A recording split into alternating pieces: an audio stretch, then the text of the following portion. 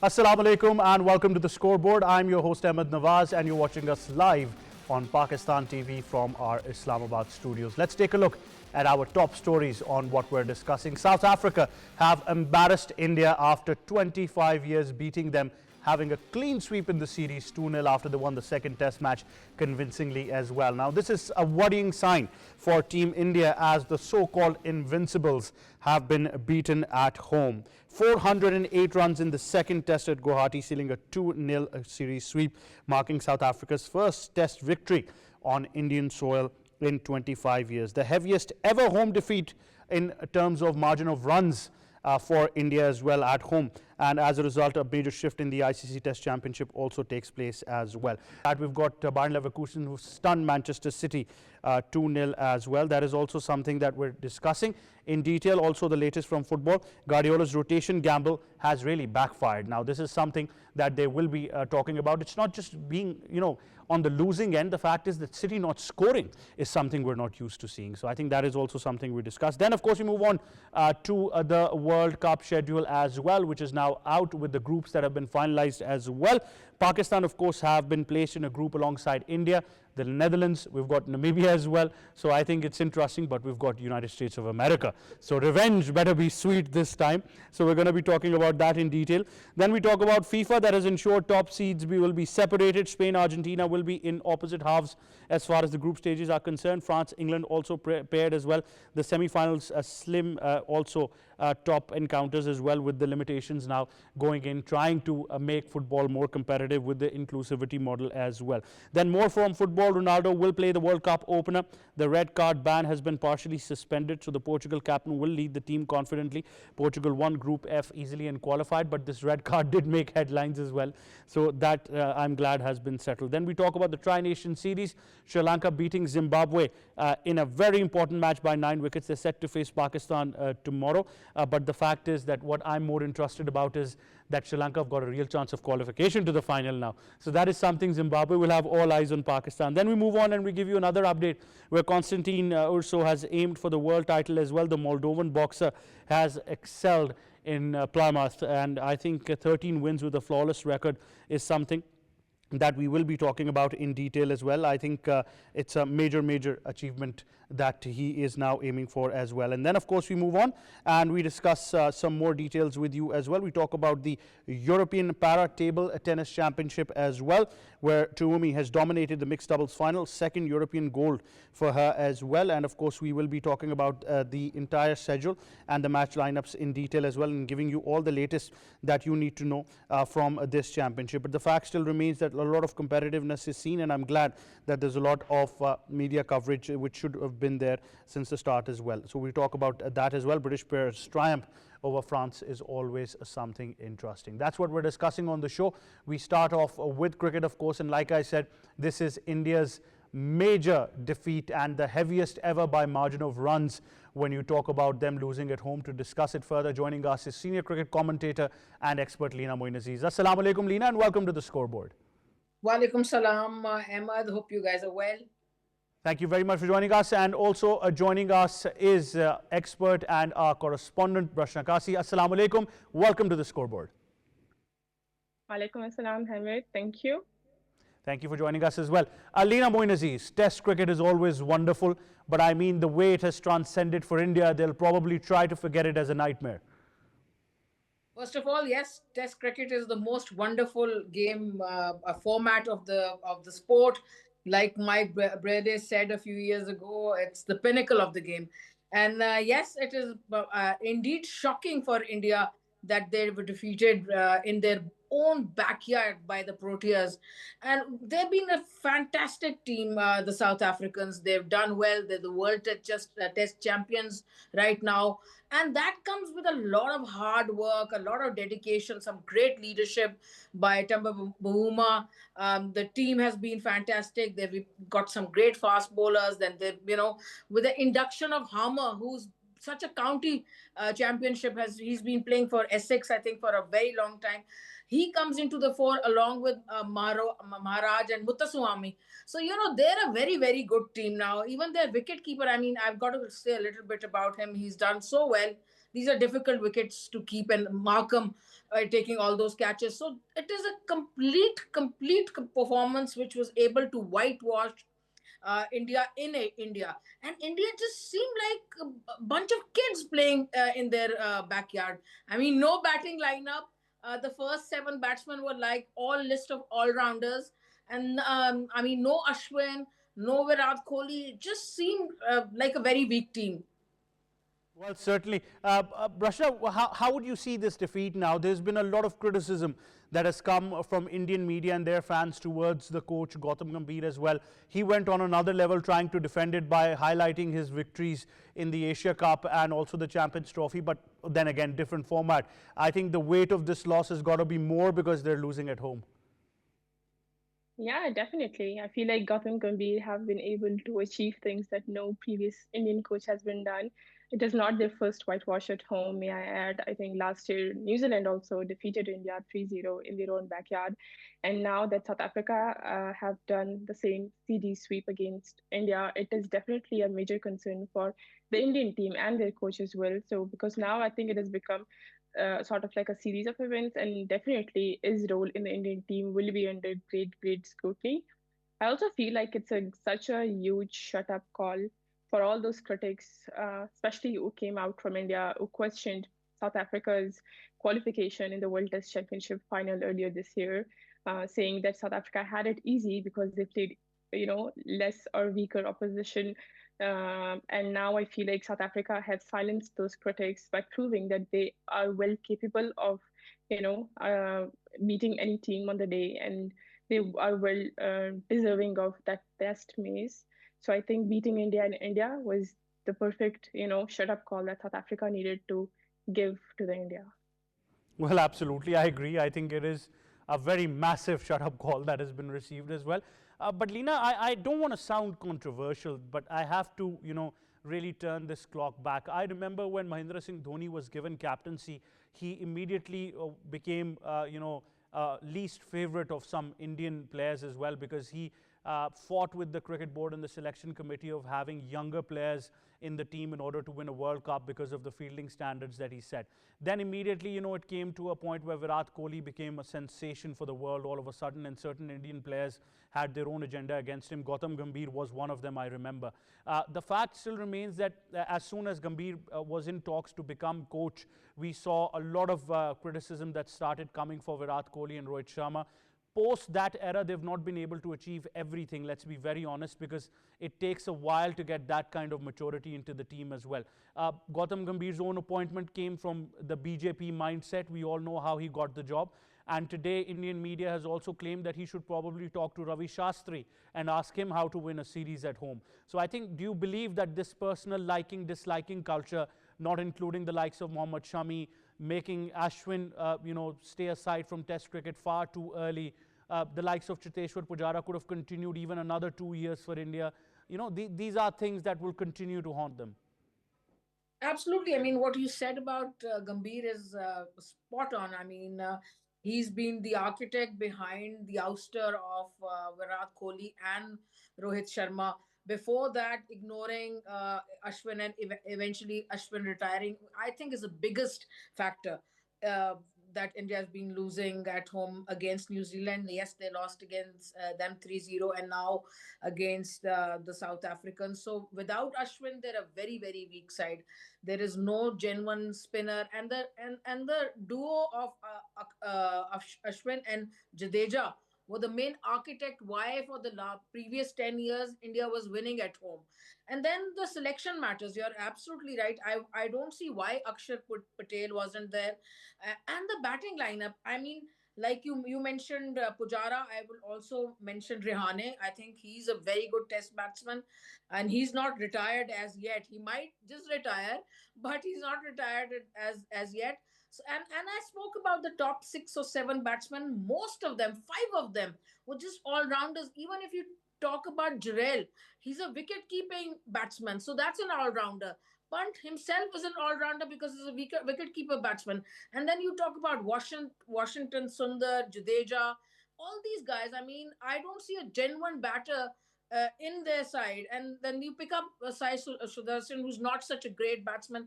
You saw what kind of shell he was in today. I mean, he might develop into a good batsman, but then the selection has been terrible ever since Gambhir has come to the fore. And if you want, I mean, people are saying that he should talk to Ravi Shastri. It's clear evidence that they're missing Ravi Shastri, because when he was the coach, India was doing very well in all formats. So whenever in any country, whether it's India, Pakistan, Bangladesh, if politics and cricket are mixed, and then this kind of it sort of filters into the selection process, and no team is going to win. And it's unfortunate that India was such a good team. But Leena, I'm stuck in a conundrum right now. We always say that domestic performances give you the experience necessary for international cricket. But right now with the Indian team, we've seen tons and tons of Ranji Trophy runs, but they've not been able to convert them into international experience. That opens a big debate now that maybe they're more focused on T20 cricket, because the way they've gotten out, even for the likes of KL Rahul, who I think is a good enough player for Test cricket, they're just trying too hard to hit the ball probably.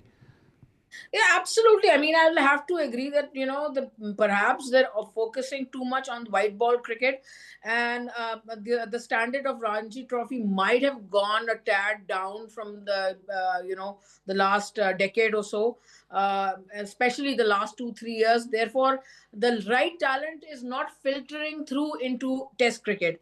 So yeah, these could be reasons. I mean, even Jurel has come into this side with of runs in the domestic season. But when it comes to translating those runs against side which have got very, very good bowling attacks, it's been a different story. And then also South Africa, with the induction of Hammer, who did so well in Pakistan also. Hammer has 1,000 wickets in the county season. If you combine all his first class wickets, he has got in excess of 1,000 wickets. And you can see how he varies the pace.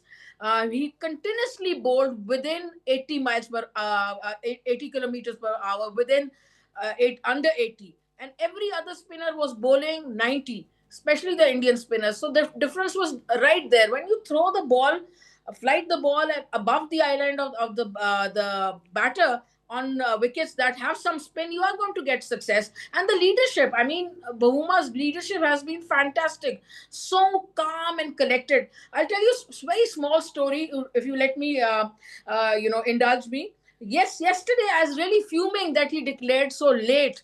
I thought he should have declared when they had 450 runs, but he had the knowledge of that pitch. He was dead sure that he's going to get them out under 4 sessions. And that is exactly what happened. And the way he nurtures his players, and the way sometimes he takes a back seat, he lets Markram help him. I mean, it's just all a testament of great leadership, great team. And I'm right now, they're very hard to defeat.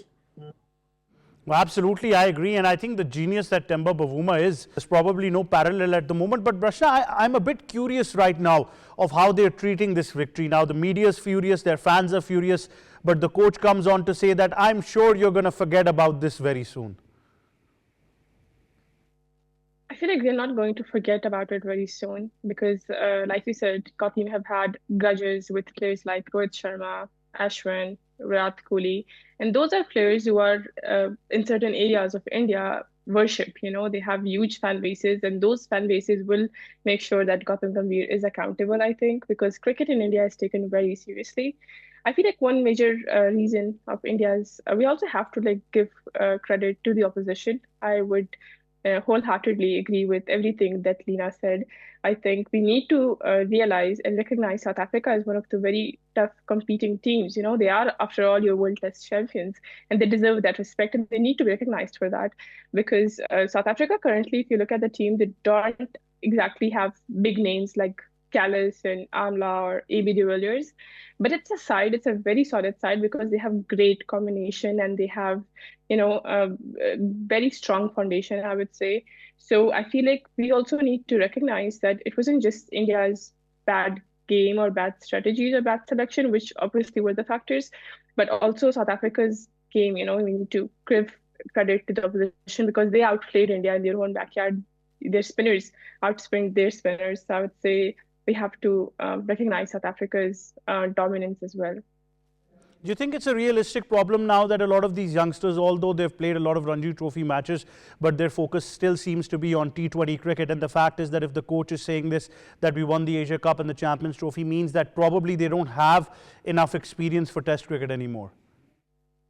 I feel like that's not just an Indian problem. That's a problem over all that is facing, all the cricketing teams in today's world because every player, they know that T20s are more financially rewarding. T20s are easier to get through. You don't need, I think, the kind of temperament that is required from red ball cricket. You don't need to work that hard for T20s, because T20s are basically you need to work. It's easier to perform in T20s. So that is a bit obvious that players will focus more in the white ball format, even though in countries like India, they do get rewarded for red ball cricket as well.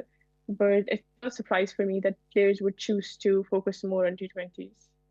Well, certainly, I do believe that as well. But I think that problem has become very realistic now, especially in the region as well. But at the same time, you've got to give credit to South Africa. I think the way they've played their cricket is absolutely remarkable ever since winning the World Test Championship. And, it tells us the reason why we believe that, they still want to defend that crown as well, although it hasn't happened so far in the very infant stages of the World Test Championship with only a few additions that have taken place. But Leena, Moin, Aziz, the future needs to be pretty much thought out for Team India as well. Not having Shubman Gill probably added to their worries, but the fact is that if they want to create superstars, they'll have to do it from Test cricket. Absolutely. I mean, like I said in the beginning, it's the pinnacle of the game still and always will be. Though no question about it.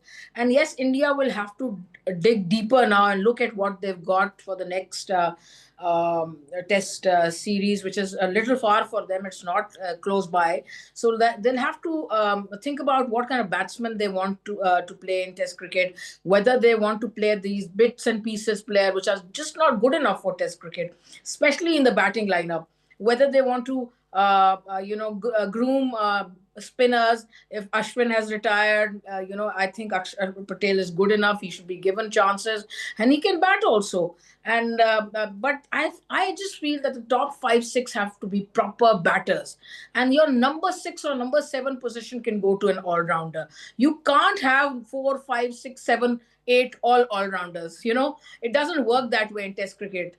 So you can have one or maybe at the most 2 all rounders, and that's about it. The thing that they need to maybe improve is that they improve their thinking and have a better process in the selection and think about what Test cricket is, and not just induct white ball players, without thinking into Test cricket. They really got to think about these things. And one thing that I'd like to add that, after today's 2-0 whitewash by the South Africans to the Indians, I have a newfound respect for our test team because we weren't whitewashed.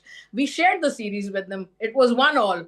And after they realize that we should be very glad, Leena, we should be very glad that in our test series, Bavuma wasn't part of that. So I think we should be grateful. Yes, that too. Yes, I agree with you. I mean, leadership is one of the main things in cricket. It's not like football where anyone could be the leader. In cricket, leadership really, really matters. And I absolutely agree with you that had Bahuma been there in our test series, maybe the result would have been different. But I mean, we can't count things that weren't the money we don't have. So we still got to give some credit to our team who was able to at least draw the series, because this team is now rampant. They're a very good test team, and I'm just waiting for their series with, say, Australia. And I'd love them to defeat Australia in Australia. Now, Leena, do you think there'll be a certain change in something? Because often in India we've seen that they don't do that normally. They like to give the coaches their complete mandate, and obviously Gambhir also signed a contract for 3 years. Well, I don't think so. I mean, in my eyes, he's not a good enough test coach.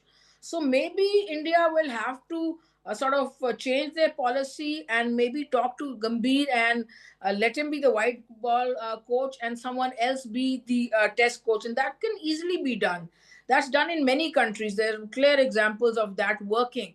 Because I don't see how after these glaring defeats, he's going to sort of get up and change things drastically, because it was him and under his leadership that these bits and pieces players were playing.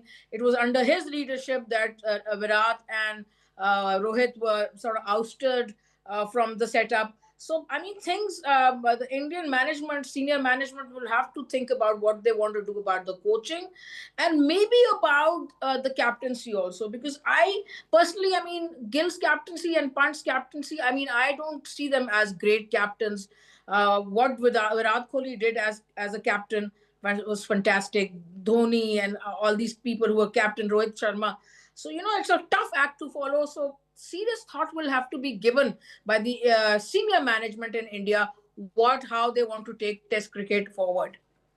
Absolutely, they do, and I think this nightmare is going to continue for them, to be honest. But now we've got to shift your focus to some more things. The World Cup schedule is out, and there's a lot of talk about the groups that have been made as well. It's a bit interesting now. Pakistan's group, once again, the ICC plays the trump card, and they put Pakistan and India in the same group. They're bound to. They're never going to change that, although people speculated that this might be the case for the very first time. But Pakistan, India in the same group, followed by Namibia and the Netherlands as well, and USA make up for the final team in that group. So I think that's interesting. But for me, the most interesting group is New Zealand, South Africa, Afghanistan in the same group. Group D, I think that is a group to look out for, and that'll have some interesting results as well. Brashna, the schedule is out. We also have the groups now. How do you see the matchups? Yeah, I agree with you. I feel like Group D and even Group C, I feel would be a bit more competitive compared to Group A and B. So yeah, I'm definitely excited for that. And going or talking about, the Pakistan and India group, I feel like, yeah, it's just going to be another Sunday. Like you said, ICC is obsessed. Not just ICC, I would say it just sort of shows how important or how dominating the broadcasters are, because we often talk about the importance or the dominance of BCCI in today's cricketing world, but I feel like even BCCI is answerable to the broadcasters, and broadcasters want that India-Pakistan game.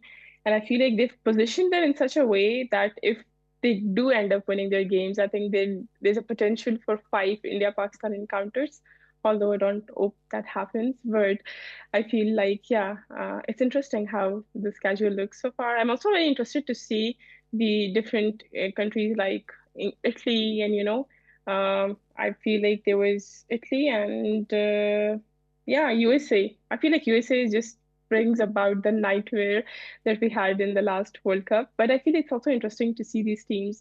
They have the capacity to beat or pull an upset. So I'm looking forward to the World Cup.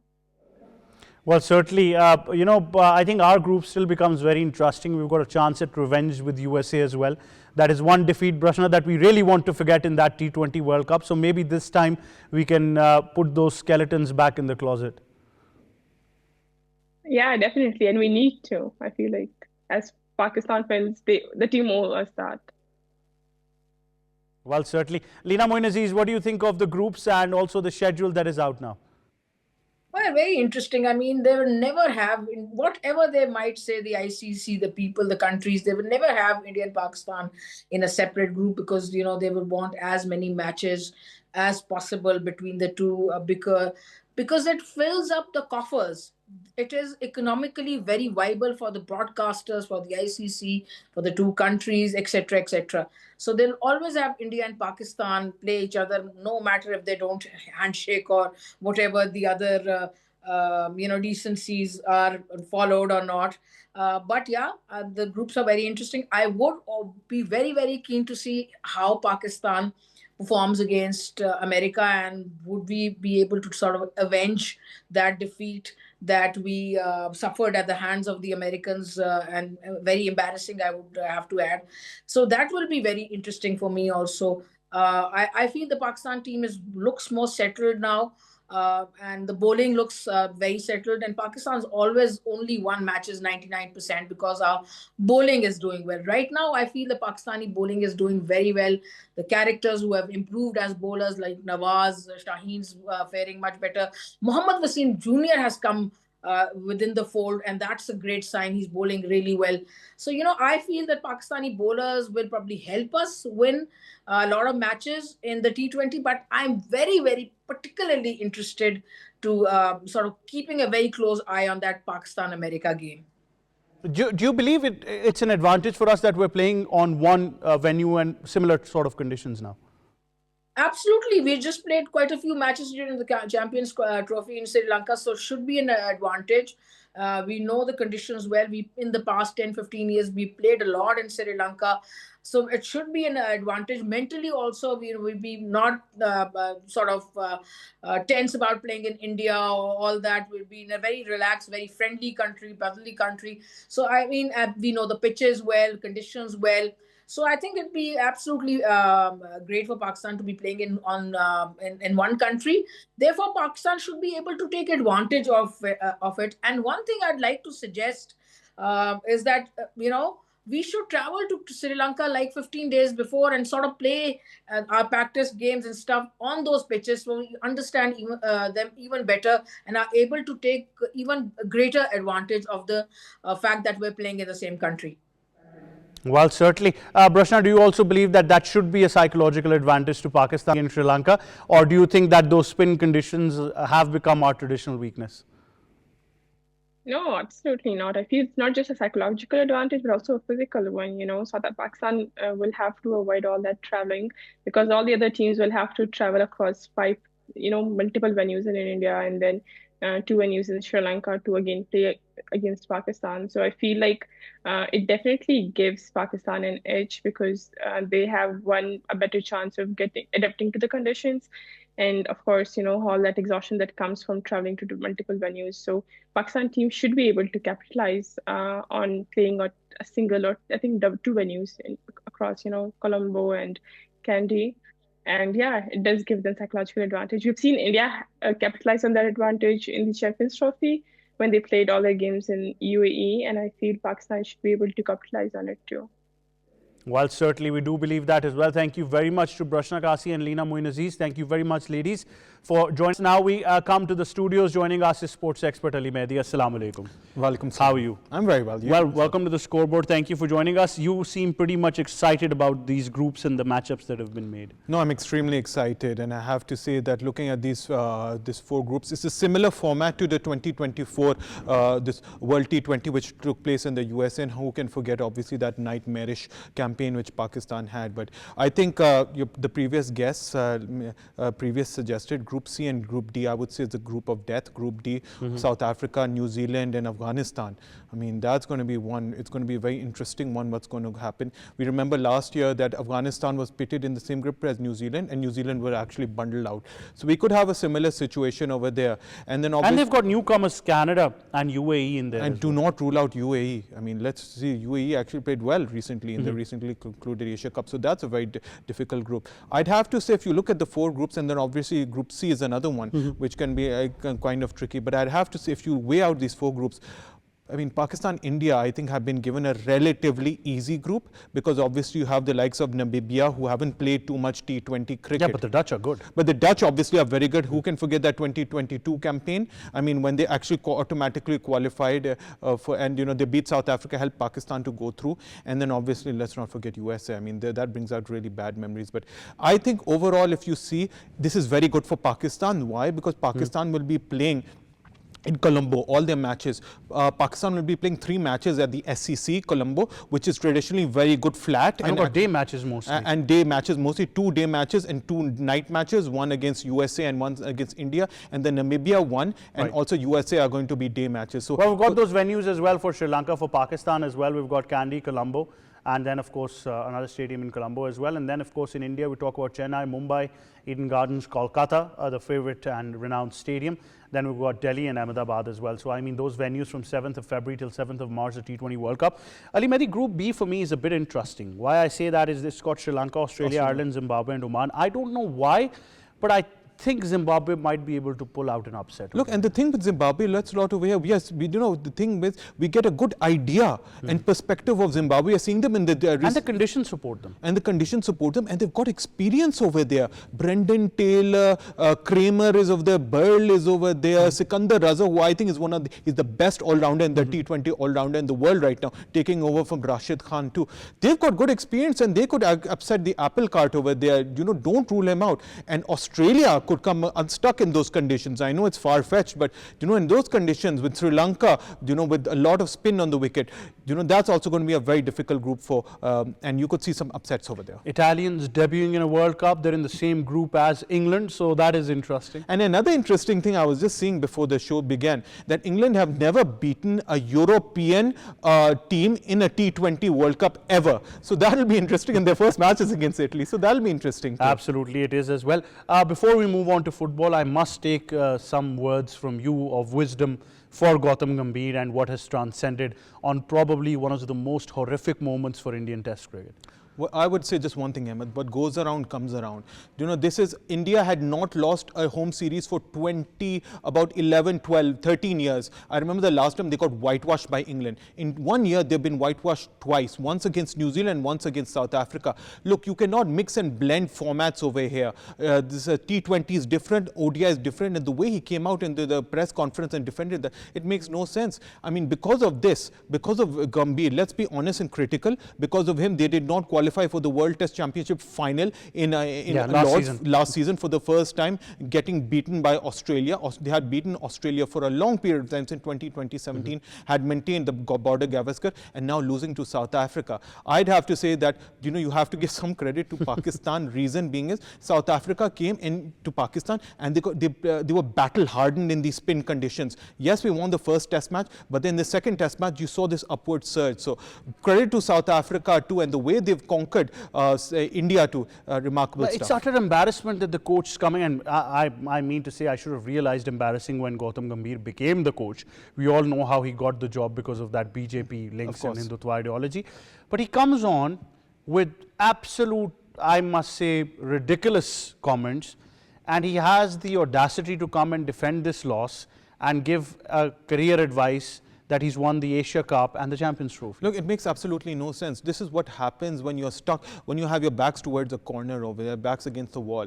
And look, he has nothing to say when it comes to Test cricket too. If you're going to beat West Indies 2-0 at home and Bangladesh 2-0 at home, I mean, that doesn't count. What counts is the marquee series. When you beat England in England, yes, he drew that series.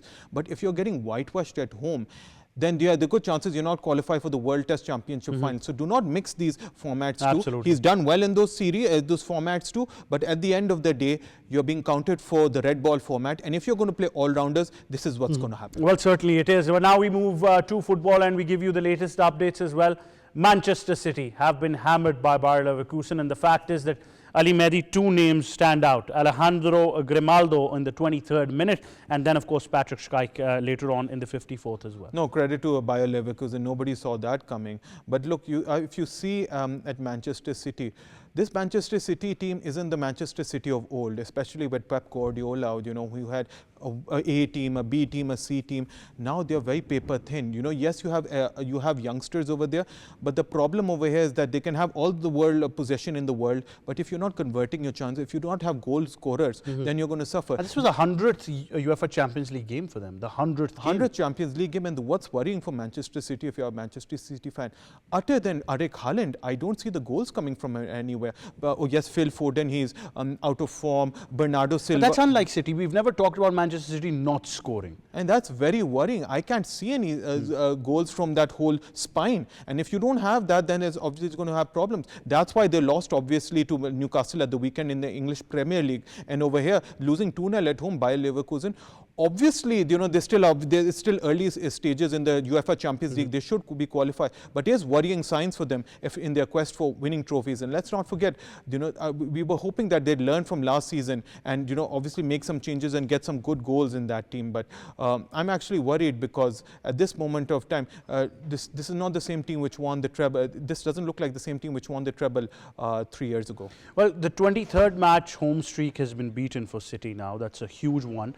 But, Guardiola did play a bit of a gamble, but it doesn't justify it, does it, that you change your squad? No, it doesn't justify it. Look, you have to treat every competition on its merit. Yes, you have to give youngsters, but if you're going to change the whole team with youngsters throughout that Oscar Bob and Nico Gonzalez and all these players too, and not play the likes of Doku and not play the likes of Eric Haaland, then you are going to suffer. And the problem over here is that these youngsters, yes, they will perform well, but if you come against a very, very strong team and a team which won the Bundesliga 2 years ago, then you could come unstuck. And if you're not going to take your chances, this is what's going to happen. Does it make qualification difficult for them now? I won't say it makes qualification difficult. They're still 6th in the table. They have to finish within those 24 places, so it should be fine. The automatic might be difficult because you have to finish in the top 8, but from 8 to 24, they should be fine, if they finish. But it is still worrying signs because the thing is, the English season is long, and if you don't perform in one, then what happens? That snowballs into another competition. They have to catch up now, not in the Champions League, but in the Premier League, where they're also 6 points behind,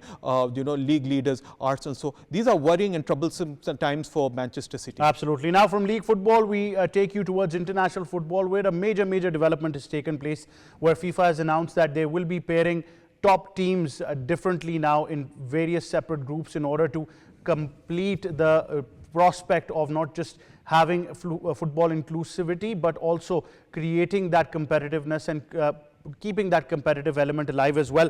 The likes of Spain, Argentina and opposite halves, France, England, opposite halves, thank God. I've always wanted that as well.